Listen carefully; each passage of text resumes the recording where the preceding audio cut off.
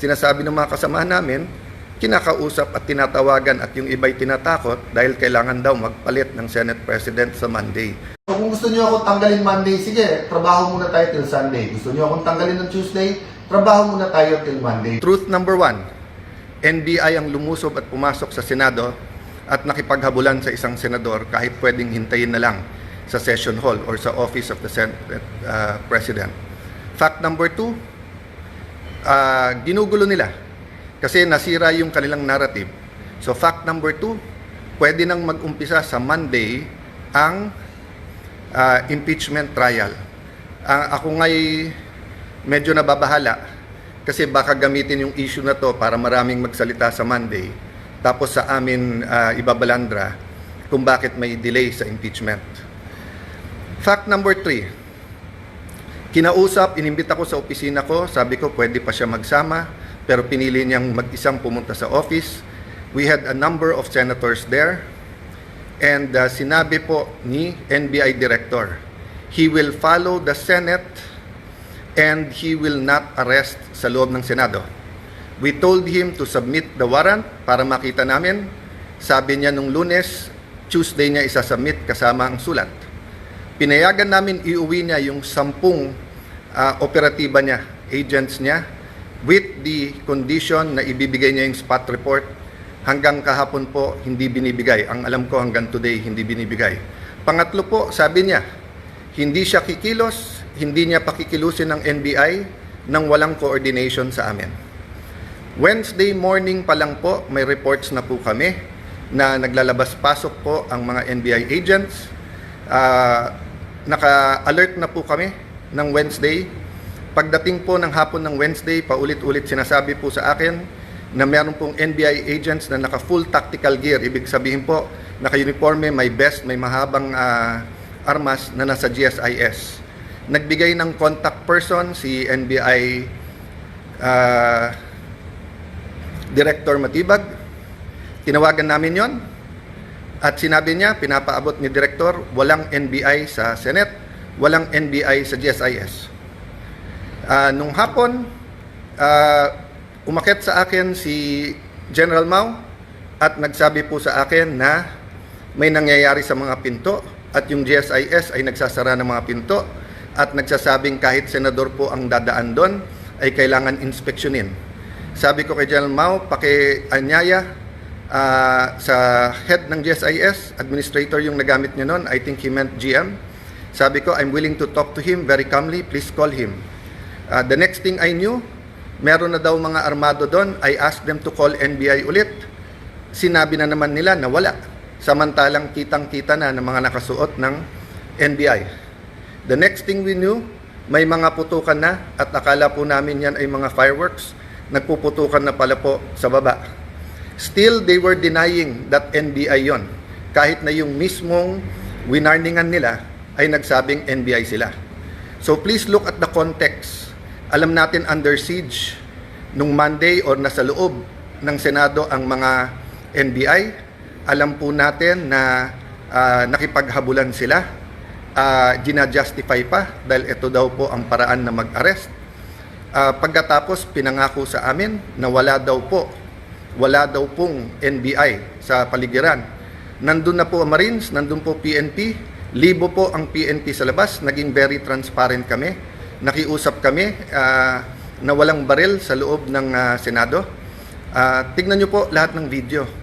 So nung nangyari na po yun at hindi na po namin alam kung sino kakausapin dahil nagkaipitan na sa loob ng kwarto ang bawat isa, ginamit natin Facebook. Ang sumagot po ay si Secretary ng Interior na si John Vic Remulla. Dumating siya, sabi niya, please allow the police inside. Nag-usap kami, sinabi niya, secure kagad, I'll be there in 10 minutes, secure the CCTV. Agad kong sinabi, kay as soon as nakaakyat na po si Sergeant at Arms Mao, sabi ko, secure the CCTV room, huwag niyong gagalawin. Pagdating ng mga police, make sure you have 2 copies, isa sa kanila, isa sa amin, para hindi po matamper. Yun din po pinag-uusapan ng ibang senador sa loob ng room. So nung sinabi po ni Jinggoy na itago, ang ibig niya sabihin, make sure walang makakuha kung hindi po yung pulis. At sinagot siya nun, kung tinuloy yung video na yon, may sumagot na nakasecure na po. As soon as Secretary Remulla came, the first thing he did was kamustahin kung okay kami, kung secured yung mga senador. Then tinanong yung CCTV and then nagpaalam kung pwede i-sweep floor by floor at pumasok yung iba pang pulis. Technically, I could have said it was under Senate jurisdiction. But he gave me his word and he followed his word that this will be a investigation that is independent. So dalawa po, joint investigation to. Lahat po ng CCTV agad binigay. Pangalawa po, lahat ng crime scene hindi po namin tinago. In fact, sa GSIS hindi kami makapasok, pulis lang. Kaya bago umuwi si Secretary Remulla at si Chief PNP Nartates, hiningi ko na makapasok din po. Kasi nung una, inilalabas ang narrative ng iba na wala daw putok from the other side. Nung una, isa pa lang ang nakitang putok o bala na tumagos galing sa kabilang side. Pero nung pinayagan kami sa loob at nung pagkatapos po na inusisa ng mabuti ng PNP, nakita po na may at least 5. So what am I saying here? This is the results of the independent investigation so far. The President, and I thank him for calling, checking how we are, and assuring us that he told everyone to stand down, the military, the PNP, and the NBI. But I told him, sir, the NBI has been lying to us. Sabi niya, hindi, susunod sa kanya yung NBI. Sabi ko, sir, with all due respect, nandito naman si Sec. John Vic, siya na mag-report sa'yo. So, dun sa mga nagsasabing this is stage or whatever, di ba, we allowed every single transparency measure, we allowed the investigation. In fact, pag-akyat namin ng 5th floor, kahit wala sa usapan, sabi po ni Secretary Remulla, ibaba ang mga armas ng USAA. I saw his wisdom para nga hindi magka-inkwentuhan, para hindi magkaroon ng miscommunication or hindi questionin ang intention ng bawat isa. Pinababa ko sa mga USAA yung mga armas. Sa 5th floor yon. We went to the 1st floor, nakita nyo naman yung press con. After the press con po, may nahuli na sinasabi niyang confidential assistant, confidential agent po siya. Confirm po yan at kinasuhan na po yan. At sinabi din po niya kung sino nag-utos sa kanya na taga-NBI. It is about this time na nagsimula pa lang mag-iba ng narrative ang NBI. Biglang umamin na nandun at biglang may sulat daw na ang GSIS ay nag-request ng security. Kailanman po wala sa history ng GSIS na NBI ang kanilang tatawagin. Parati po yung pulis. Ang NBI po ay hindi taga-secure. And even assuming for the sake of argument, may usapan na po kami ni Director Matibag na in the building, around the building, kasi pinangako niya sa akin walang checkpoint sa labas ng NBI. Samantalang nakita namin po yung video, NBI, pinabubuksan po yung mga kotse ng senador. This was on Monday. So sunod-sunod po ang kasinungalingan po ni NBI Director. I believe he's lying to the President. That is my personal belief. I believe he is giving him false narratives. Kasama po nila si Senator Trillanes nung Monday. Senator Trillanes had no personality to do that, but he is in coordination with many. Let me express my sadness, my regret. First time po na ganito nangyari sa Senate. Usually po, nabangga lang, nauntog lang yung isang senador, nadapa. Nandyan na yung 24 to see how you are. Usually po, may threat pa lang sa Senate, pupunta na dyan lahat to see how. But makita nyo naman po, parang bula na wala po yung buong minority. Pagkatapos, wala kaming narinig hanggang mga 10, 10:30. Nung sinabi lang po, ay 9, 10, I don't know the time anymore.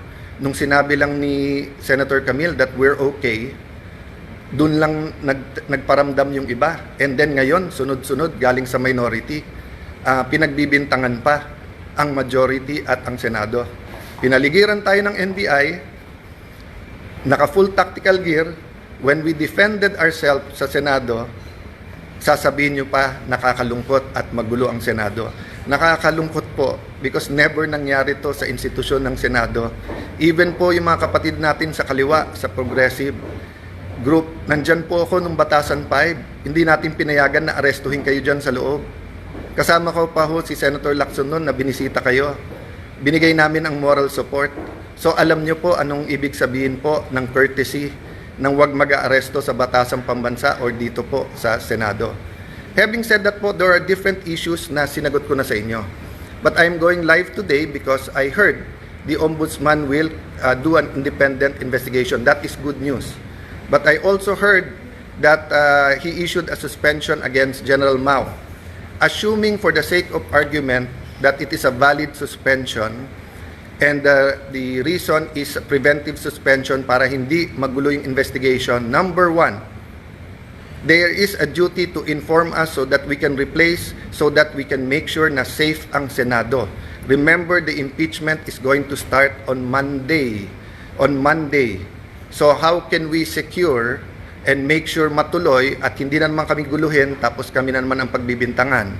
Number two, bakit po, and I like to honor and express, diba, that in my dealings with the Ombudsman, Boying Remulla, it has always been with respect. We many times disagree, but he, to me, had an open mind. We disagree in legal, but he listened. If he disagree, he disregards. If he agrees, so let me just appeal to the Ombudsman, suspend also the NBI director because he is more a suspect than General Mao dito. We do not want to set a bad example in the independent investigation, and we do not want to put the Senate in harm's way. If we tell the OSAA, the Marines, the PNP who are all there, that pagka may armed men all around the Senate, we cannot defend ourselves. Sino po sa inyo, mga kababayan, pag may winorningan na kayo na wag na kayong lumapit sa bahay namin, lumapit sila naka full tactical gear at meron pong mahabang armas. Sino sa inyo hindi magve-verbal warning na umatras na kayo? At pag hindi po kayo umatras, sino sa inyo ang hindi magwa-warning shot? At ine-expect nyo kaya nga warning shot ay aalis at uuwi na sila. Pero ano po ang naging reaksyon? Bumaril po paloob ng Senado. It is the first time, ang alam ko lang po may barilan sa batasan nung kudeta. I don't remember now if that was 87 or 89. And I don't even know if it was inside the batasan. Pero it is the first time na Senado babarilin sa loob ng Senado. Lahat po ng Senate media were in the second floor. They have footages po. The investigation can be done independently. I have held off from the Senate investigating ourselves. Diba? We can also investigate. But I don't want this to be political. I want it to be calm. I want to respect yung sinabi ng Presidente. And I assume good faith. I assume he was telling me that based on the information he had at that point.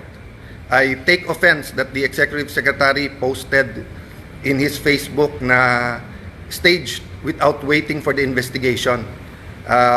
Hindi ako nakatanggap ng tawag sa kanya na kamusta na mga senador, kamusta kayo? I promised my family and some people I will not be emotional in this broadcast, but ito lang po ang pahatid ko po sa lahat ng executive department. Kung anak nyo po kaya yung nandun, kung asawa nyo po kaya yung nandun, yung mga anak ni Joel Villanueva, haven't they suffered enough kahit na sunod-sunod ang false narratives nyo sa kanila? What do you think they felt when they thought na baka hindi makalabas ng buhay yung kanilang tatay?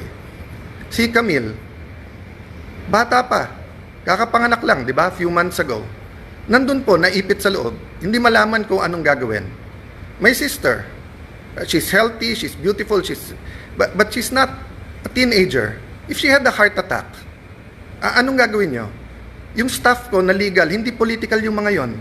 Di marunong sa politika. They just joined me this term. Traumatized silang lahat. Sabihin nyo may mali na mag-warning shot. Sige na po, may mali. So ang sagot po ng NBI, kung may mali ang Senado, barilin ang mga Senado. Kayo po sa minority, mas importante sa inyo ang 2028, mas importante sa inyo ang Senate presidency, kaso sa buhay ng mga kasamahan nyo. O sige, tanggapin ko na yun. Tanggapin ko na kung meron utak pulbura, meron din utak politiko, but you're willing to see the Senate that way, and you're willing to join the narrative, to flip the narrative, to say that since I got there, magulo ang Senate. Why? Kailan naging crime ang magpalit ng Senate President? Sino ba nagpapasok ng NBI kaya nagkagulo nung Monday? Hindi ba si Senator Soto? O, sino ba nagpadala ng NBI nung Wednesday kaya nagkagulo? Hindi ba si Director Matibag? Sino nag-utos sa kanya? I believe the President told him to stand down. But anyone below the President could have said, no, ako sundin mo, tumuloy kayo doon. He could have called me and told me na huwag kayong maalarma, nandyan. When my sister called, ano sinabi niya? When Senator Loren, he kept on denying. Nung sinabi ng sister ko from the back, kasi hindi na namin malaman nangyayari, do your job. Pinagsisigawan yung sister ko na huwag mo akong sigawan. Yan po ang response ng ating NBI director nung akala niya, nung nalaman niya na under attack ang Senado. Hindi niya sinabing, ma'am, susugod, ma'am, titignan na, ma'am, pupull outin, ma'am, tatawagin namin ng DND, ma'am, tatawagin namin. Hindi. Ang sinabi niya, huwag kayong sisigawan. So mga kababayan, kung tumawag kayo ng 911 at sinabi yung nilulusob ng mga bahay niyo, may mga armado na puputukan, at ang sabihin ng taga 911 sa inyo, huwag niyo ako sigawan, ano po mararamdaman niyo? So, I have held back emotions. I have tried to answer as much as I can. I have a narration of facts. I have the videos. I could have made accusations yesterday sa harap ng media. They know what really happened. But I didn't. Why? Because our country is in several crises right now. The crisis brought by the oil shock. So I want the 5 or 7 bills that can help us. Tinawagan pa ho ako ng DepDev, yung dating NEDA na secretary, kasi biglang kinancel ang LEDAC sa Tuesday at sabi ko, willing ba akong ituloy? Ikaw, willing po, dahil napaka-importante to. At sabi niya may i-discuss na new taxes na importante. Sabi ko, willing to listen. O yung pala, sinasabi ng mga kasama namin, kinakausap at tinatawagan at yung iba'y tinatakot dahil kailangan daw magpalit ng Senate President sa Monday. Politika na po yun, isang tabi natin yun. Let's go back to the main issue. The integrity of the Senate. The President used to be a senator. He understands this. That's why he went on national TV. I believe that's why he called. Because he wants to make sure we know in the Senate that he will not allow that. Pasensya na po sa mga kaibigan, mga kakampi sa DDS. I take that po, yung sinabi ng Presidente, I assume good faith. I assume that when I am told as Senate President and when the President speaks, he is speaking truth. Ang problema is he being told the truth. Is Matibag and others under him telling him the truth, or do they have their own agenda for 2028 and they have their own agenda for the Senate presidency? Lastly, I may leave anytime. They can remove me. I can even be gone as senator. I mean, I've reached the pinnacle, I think, of my career. No, from councilor to vice mayor, congressman, speaker of the House, Secretary of Foreign Affairs, and now Senate President. Ano pang hihingin ko sa mundong ito? Ano pang ipagdadasal ko sa Panginoon? Siguro po, dito sa local, kasi mahal ko po ang aming bayan ng Taguig at Pateros, 'di ba? But in so far as national, wala na po akong hanapin. Tahimik po buhay ko. Tahimik po buhay ng ate ko. We're minding our own business. But when 12 senators came to me and said, we have to make sure that everything is done by the Constitution. Simple ang sinabi ko, will we have a fair and independent impeachment process? They said yes. Are we all willing to sacrifice? Yes. Are we going to be confrontational every move? Hindi. Pero bakit po ganito ang inaabot namin? So again po, hindi po kami magulo.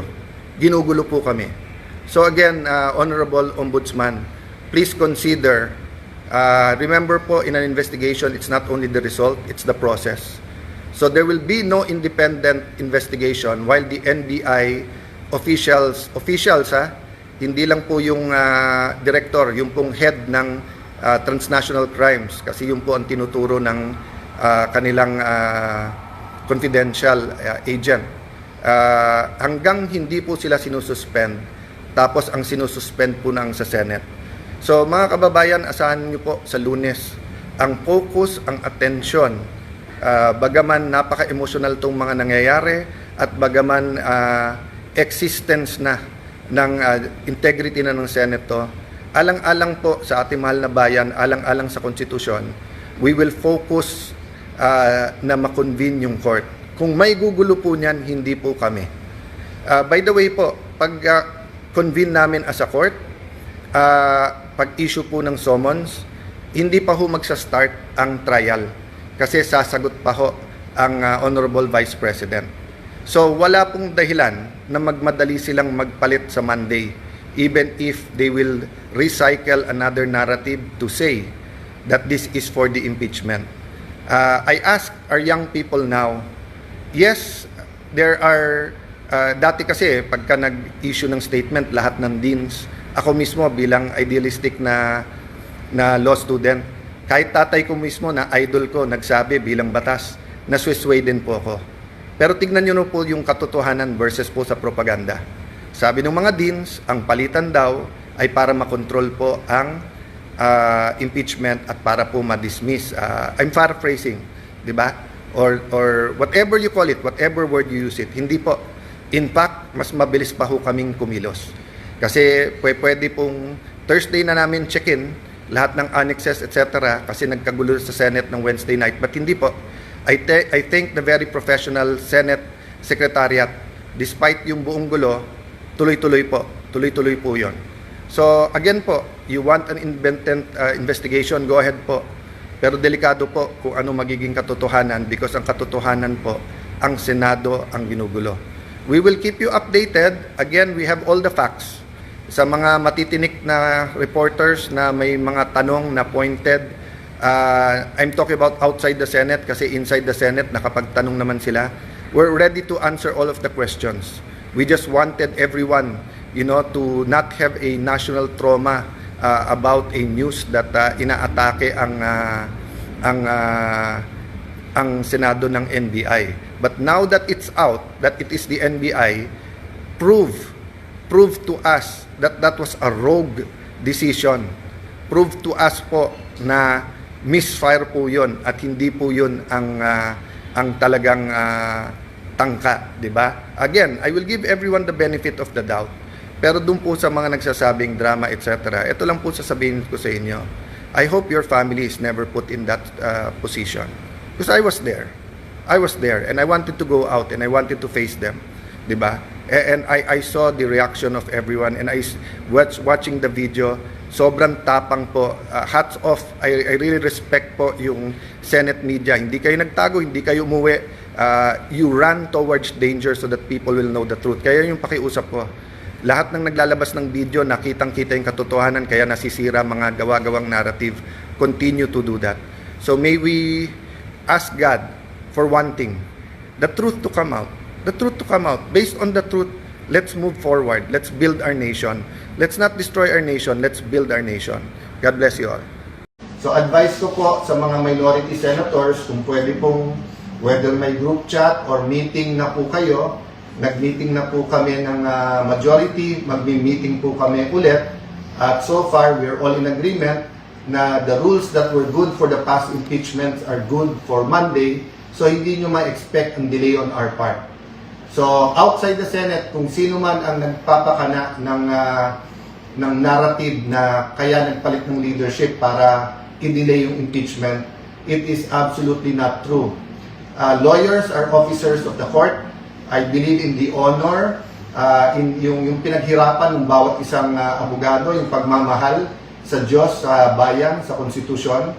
So I am again asking yung mga law deans, mga bata po nakatingin sa inyo.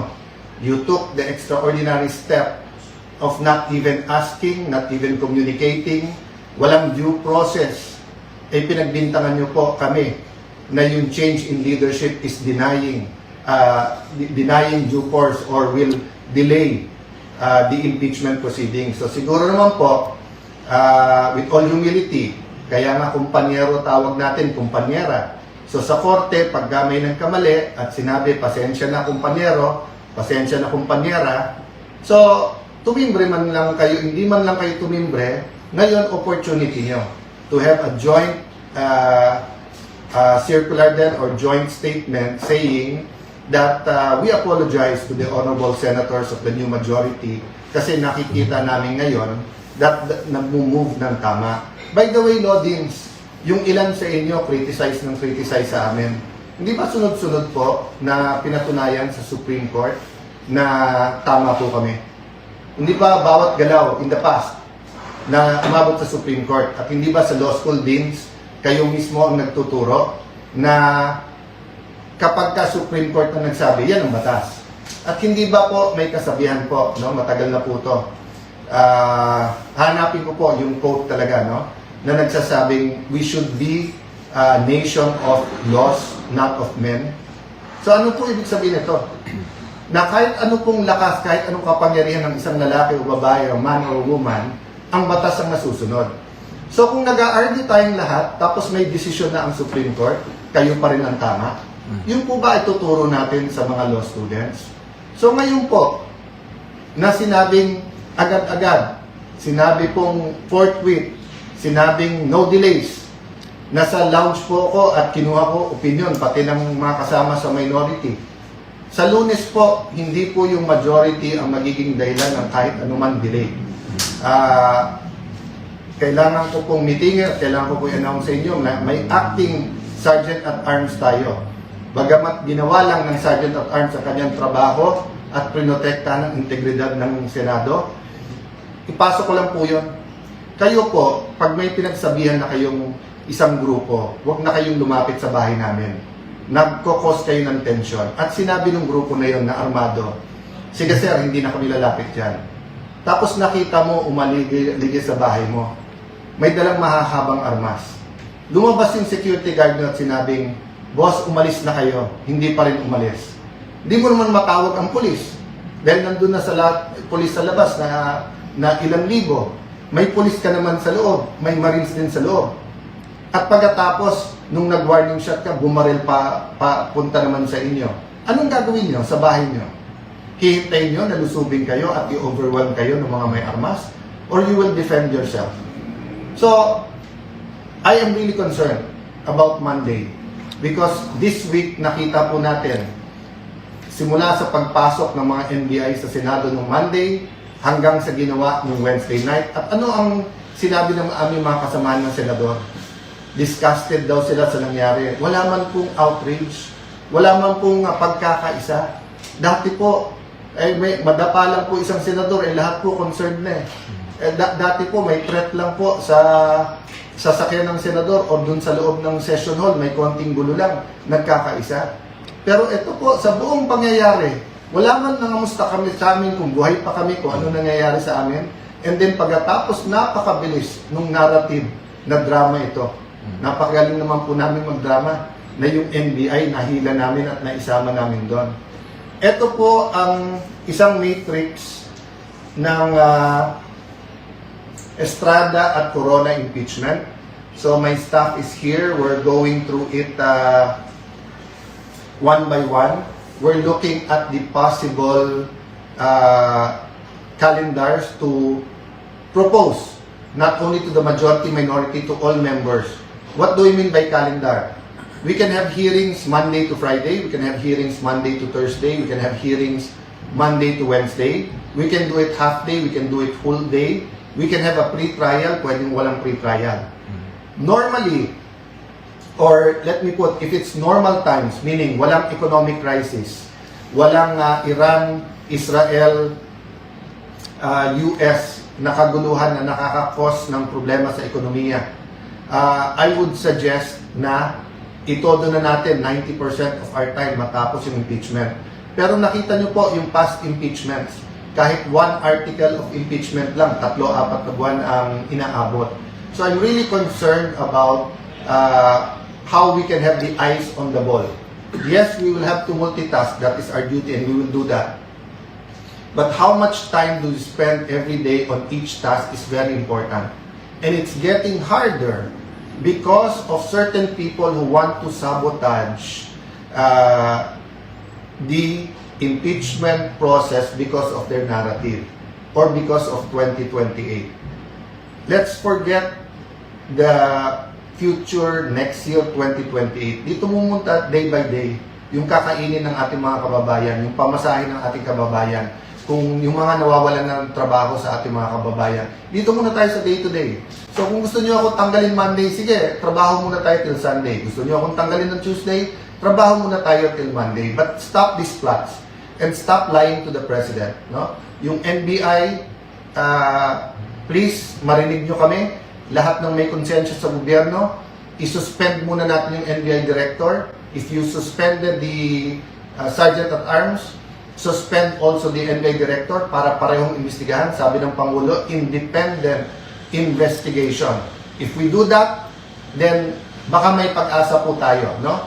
And prevent any other plots. As I talk, as we work, maraming nagmi-meeting para lalo po tayong guluhin. We may disagree with each other on many things. Religion, economics, politics, no? Culture. Napakaraming dahilan na tayo'y magkagulo. Napakaraming dahilan na hindi tayo magkaisa. But siguro naman, we can agree on a common direction, a common destination. So, dun sa nakikinig, who doesn't like the new majority or doesn't like me, where do you want the country to be? What's the direction? O dun naman po sa kamping-kampe, ano yung gusto nyo sa ating bansa? Hindi ba pareho? Hindi ba ang pinag-aawayan lang natin dalawa? How to get there and who will lead us? So, let's have a leadership that coalesce. Ba't hindi tayo magtulong-tulong? Then why don't we draw a roadmap paano tayo makakarating doon? Sa bawat problema po, may solusyon. But hindi po solusyon ang ubusin ng kalaban. You know, you cannot kill an idea. No, we have different ideas. So let's see which is the majority idea. Let's see if we can collaborate, cooperate, no?